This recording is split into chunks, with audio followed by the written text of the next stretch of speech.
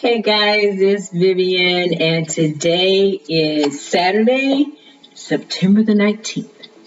So, September, trucking along, trucking along. So, the last time you heard from me, we talked about the power of self talk and how to get rid of negative self talk. The way you speak to yourself is the way you're teaching other people to speak to yourself. So if you're not speaking to yourself in a positive manner, other people are going to think that they have permission to speak to you any kind of way. So you don't want to do that, right? You want to keep up that positive vibe in you. Also, it motivates you. So keep that positive vibe going. Get rid of the negativity. It's all good, right? So in between that, I uploaded the number 8 of the Then and Now series, my personal journey. And so tonight we're behind. So all this whole time we've been like ahead of the game, right? So today is the 19th, but in the book we're on the 13th. So what I decided to do is to combine the 13th and the 14th, so they eventually will catch up. You started in the middle somewhere, I think, like mid-January, somewhere along in there. So it's all good. It's still a year, right? And we're still doing this for a year, regardless of whether we're behind or we're ahead. We're still going to do the whole book. And, in between there, I'll continue to do my transformation journey series, and we can go from there. But right now, today, we're going to talk about 2 topics. The law of attraction and how with the law of attraction, your answers will come. To whatever it is you're trying to do, your answers will come, because that's just the law of attraction, how you attract those things that you want by thinking about them, doing the things you need to do to get them, and that sort of thing. Also, we're talking about starting fresh. Whether or not you failed at something is irrelevant, mainly because when you fail, guess what? There's lessons in there, and you can learn new things and incorporate what to do and what not to do and that sort of thing. So don't think of a failure as a failure. Think of it as your building blocks to success, because that's what failure is. If you look at any successful person, any of them, all of them will tell you at one point they failed at something. But they didn't look at it as a failure. They just kept getting up and doing it over and over again. And that's what you have to do. Keep doing it. If you keep doing it, whatever that it is for you, you're going to succeed. You may fall down a few times, but keep getting up. That's how you have to do it. All right, let's get into it. All right, so this is the answers will come. You are not stuck. You are temporarily at a loss for answers. To be stuck is to feel helpless and rudderless. But you, my love, have hope, and you know that the answers will present themselves when the time is right. Be patient and trust in that the answers will come, because they always do. Start fresh. Your past has passed. When you're called to release whatever you've held on to for far too long, let go. Surrender as best as you can and start anew. How exciting is that? You can begin again in whichever way you choose. Revel in this idea. Then prepare yourself for the energy of bright, brand new beginnings. Don't you just love that? Because it just sounds like hope. It just sounds like faith. It just sounds like belief, doesn't it? All those wonderful things that you're telling yourself. Remember the whole speaking to yourself? Yeah, that kind of goes hand in hand. You know this book, right? All these topics tend to go hand in hand. One supports the other. So let's talk about your answers. Now, we've talked about before how when you have a big project or a big goal, and at first it seemed that you don't really know how you're going to get it done, you don't really have to. You know, I was listening to The Success Puzzle by Bob Proctor, and he said, it is not your job to know how. The how is going to come from God, because God gives us the how. We just have to make a decision that this is what we want to do, and we have to start taking steps towards our goal. Because the law of attraction isn't like any kind of magic thing. It's not magic. It's what propels you to go towards your goal. Because so whatever you go towards will come towards you. You kind of meet in the middle. That's how the law of attraction works. It doesn't work where, okay, I'm just going to think about it and I'm just going to sit here and do nothing and it's just going to come. It doesn't work that way.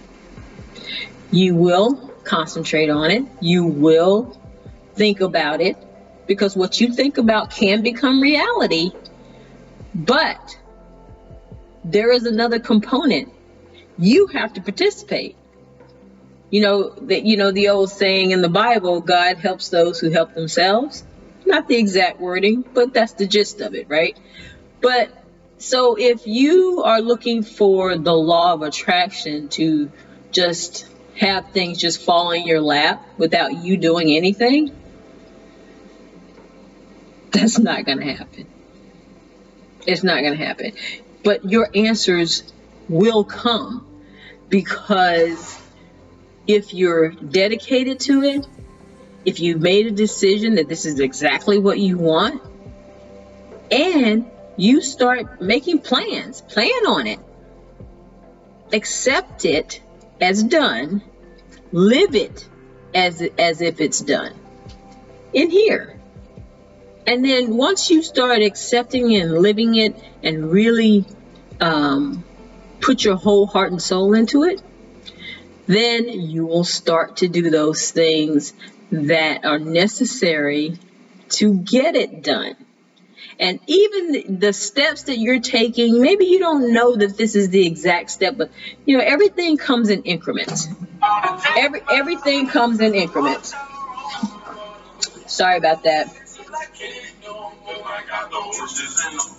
Oh Lord, have mercy.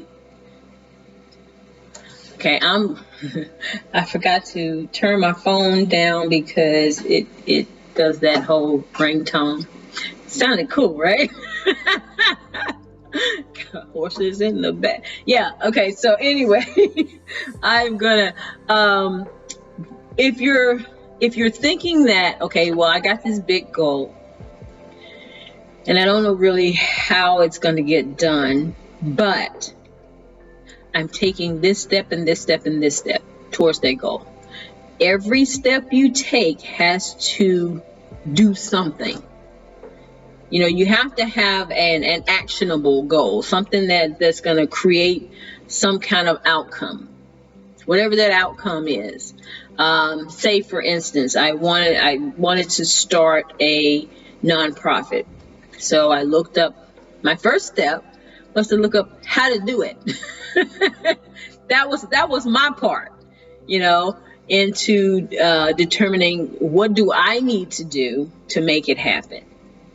Even though it was all up there, it's all in my soul, all in my heart as to what I wanted. I just didn't know how to do it. So Google is a great tool, and talking to other people. So I joined some groups where people had nonprofits, and people that had nonprofits surrounding homeless people that had, just talking to different people, looking it up on Google, trying to figure out the legal side of it and all of that. So I had to write down my actionable steps. My actionable steps were, number one, come up with a name. Okay, I came up with a name. Matter of fact, the name had been in here for years, but it expanded and got turned around, and yeah, oh yeah, that sounds even better. So let's do that. Come up with a name. Now, what do I do with that name? That was one of the actionable steps. There's an outcome. So now, because now I have a business name. Now, what do you do with that?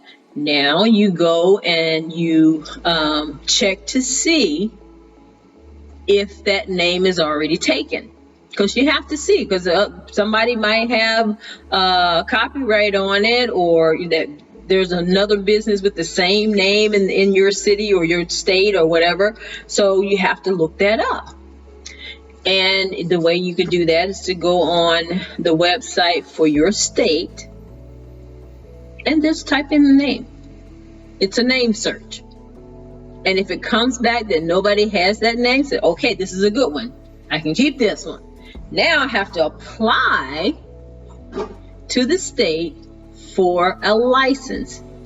Well, to be a nonprofit, you have to be a 501c3. That's part of the tax code that puts you in the nonprofit status, where your what you file in taxes is different, how you report your income is different than like a regular normal business. But you can't start collecting funds until you're approved. And the paperwork for a 501c3, unless you're a lawyer, it can be very challenging, because trust and believe, I tried to do it by myself.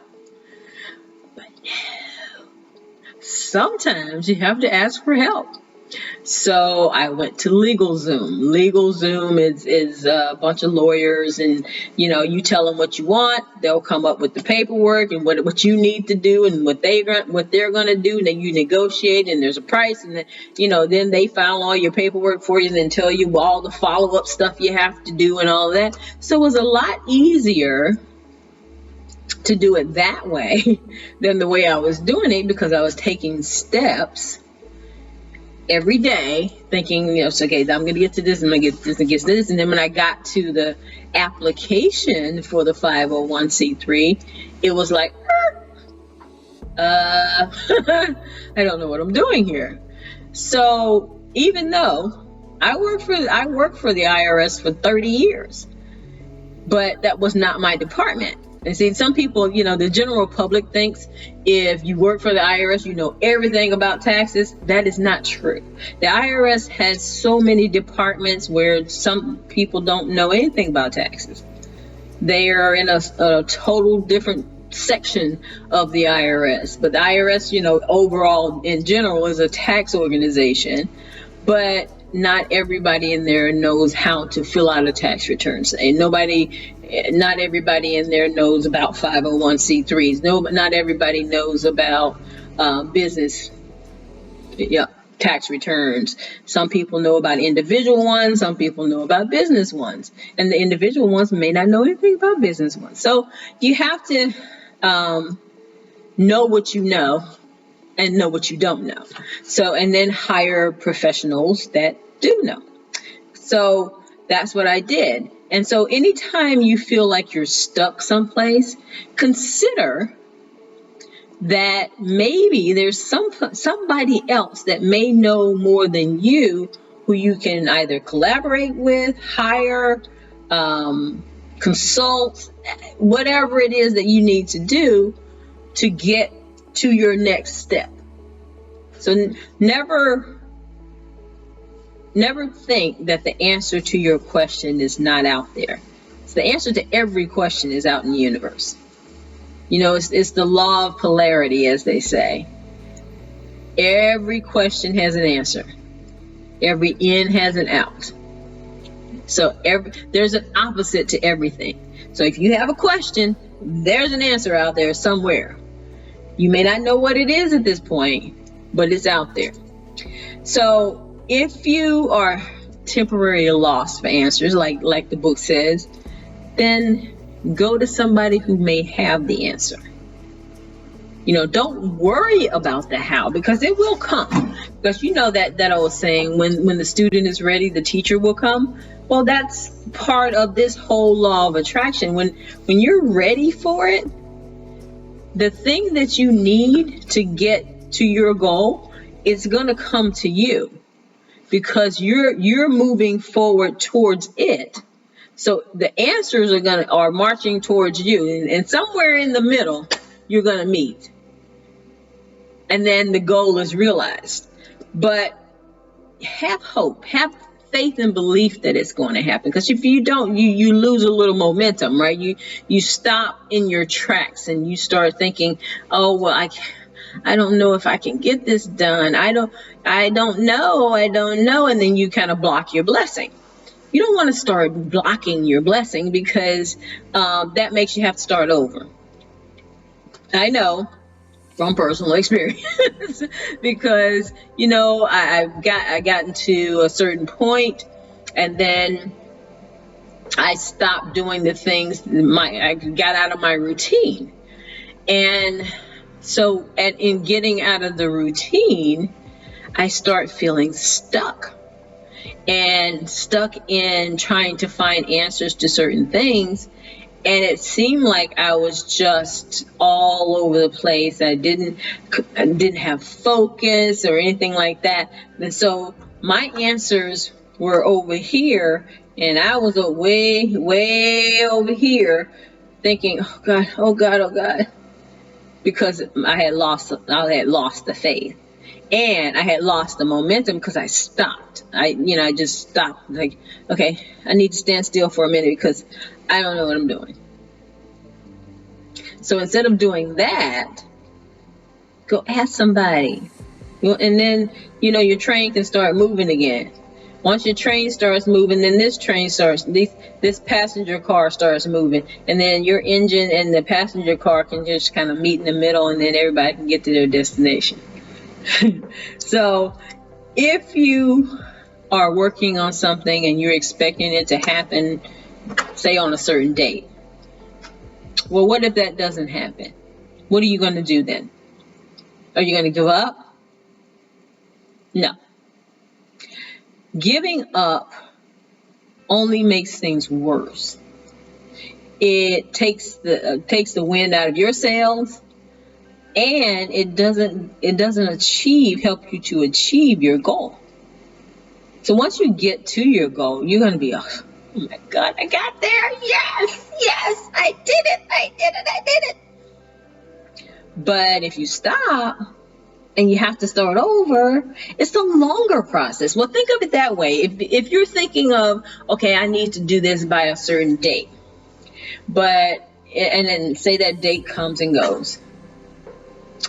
If you stop, then it's going to be even longer process, and you could be right there at the pinnacle of your success when you stop. Prime example. Here's a story for you. And I think I told you this story related to another topic before, but let me just go in here. There was a gentleman, a farmer actually, and he was farming his land, and he had his land and these cows and things like that. But he had the section of the river where the cows and stuff would go to drink water. And in one little portion of the river is like scum and like yucky stuff on the top of the water, and he would never do anything with that part of the land. He wouldn't plant any crops or anything in that part of the land because they would die. And he said, okay, I'm not even going to farm that part of the land because it's no good. Well, one day, these guys came and they were like all excited, and they wanted to get some water out of his little creek there. And they took the scum and they were putting it in vials, and one guy even scooped it up and drank it, and he was like, ew, the cows don't even drink that. What are you doing? And he didn't know what they were doing, but he was like, okay, these people are crazy. I'm just going to stand over here and watch them act the fool. So the next day, these same people called and offered him this huge price for his farm. And he was like saying to himself, I don't think they know what they're doing, because they'll never be able to get any money out of that piece of land, because I've tried for years and I can't get anything to grow over there. And even the cows don't even want that water. So why would they want that piece of land? Never thinking, okay? So he took the money and he sold them the land, and he moved to Canada or somewhere with his brother, and he bought another farm. And so he was farming that land. Come to find out, the people that came and they were so excited about the scum on the water, it was oil. It was evidence of oil. So this whole time, this guy was sitting on millions of dollars worth of oil, and it was right there in front of his face. And had he done something about that and not just dismissed that as something, I'm not going to do anything with that, then he would have been a wealthy man. But what happened was, he's bought this other farm and he's still working his butt off, and he's still not making a whole lot of money. He's surviving, but that's about it. These people are rolling in the dough off the land that he sold them, thinking that they were fools. And they are now millionaires. So if you have something that you're looking at and it doesn't even seem right, and it doesn't look like the answer you're looking for, look again. Look again, because if you dismiss a sign or an answer, then you could be blocking a whole millions of dollars, or whatever other blessing that you're waiting on. You could be blocking that by not taking a second look. And sometimes, well, a lot of times, you can start again. I tell you, I have started again and again and again and again in life. Not that it's a good thing to stop. I'm not telling you to do that, because that would be wrong. But if you do stop and you come upon an opportunity to start fresh, start anew, then start fresh. Because as long as, my mom used to say, as long as you're above ground, it's a good day. Well, as long as you're above ground, you have a chance. You don't want to wait until you're so old and feeble you can't do anything. Or you don't want to. It's not that you can't, it's just that you don't want to at that point. And you don't want to stop trying, because once you stop trying, you're dead. May not be physically dead, but you're dead. Because we were not put here to be sedentary creatures. We are supposed to be in motion. We are supposed to produce something. So even if you stop, you can start again. You can start fresh from wherever you are. Don't beat yourself up because you stopped. No. Is it a good thing? No, it's not a good thing that you stopped. But it's also not the end of the world that you stopped. The world didn't end when you stopped. Just you did. So you have an opportunity based on where you are to start again, start fresh. So in the book it says, when you are called to release whatever you've held on to for far too long, let it go. Surrender the best you can and start anew. So if you're holding on to past failures, let them go. Personally, I can tell you, past failures, holding on to past failures only makes you feel like a failure. That's all that does. It makes you feel like a failure. And you don't want to feel like a failure. Failures pretty much are your superpower. Make the failure or misstep or whatever, mistake or whatever you want to call it, a reason for you to do some more investigation, not a reason for you to stop. But if you do stop, most of the time it's temporary. If you say you're a business minded person or you're an entrepreneurial minded person, you're very creative, right? So if you are, then most likely you're going to try something new. You're going to try a different type of business. You're going to try something else to make you more independent. And that's just the spirit of an entrepreneur, to create something to bring in revenue so that you can live your life. And the book says you can choose to begin again whichever way you choose. And just revel in that idea. That preparing yourself to choose to keep going, choose to dance around when you fail at something, because that's what some people do, right? So that the failure doesn't look any worse than the victory. When you fail at something, get up and jump up and down, because somebody has failed as well. But you can start over. You can start over. Don't make your life about failures. You know, one of my YouTube buddy friends made a video about giving up on the past, letting your past go. Those things that really don't do anything for you. You know, release your past. Let all those bad things, those bad thoughts about yourself,